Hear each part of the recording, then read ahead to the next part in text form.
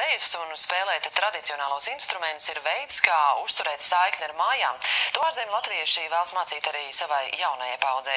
Latviešu tautas mūzikas un deju kolektīvu ārzemēs ir daudz, un uz skolēnu dziesmu un deju svētkiem ieradušies vairāk nekā 280. Ar diviem no tiem tikās Līva Rauhvargere. Labdien! Kurienes tad jūs esat atbraukuši? Kurienes mēs esam atbraukuši? Kur mēs dzīvojam, bērni? Īrijā!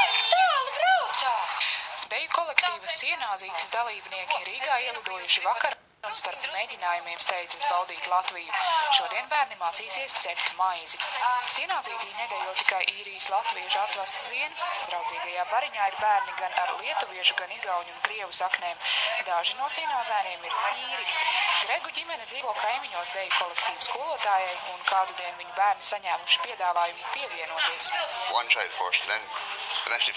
Vispirms sāka viens bērns, tagad dejo visi 4. Olita ir ļoti laba pret viņiem. Otra mūsu kaimiņiene ir Ušūsi tērps. Bērniem tiešām patīk.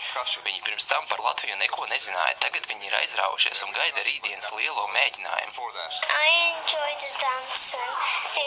Man patīk deju nodarbības, jo varam ceļot un pavadīt laiku ar Olitu un pārējiem.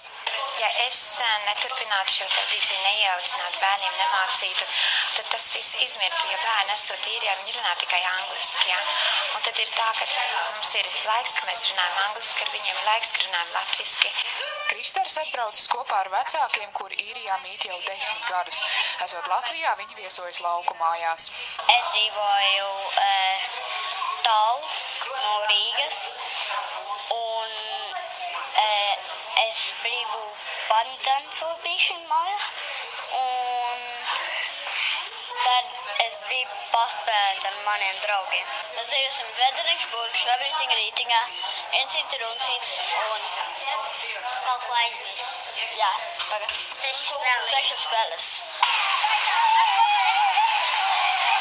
Kongresa nama priekšā labā noskaņojumā daudzās folkloras kopas Mazās dzērves dalībnieki, kas uz svētkiem atbraukuši no Luksemburgas.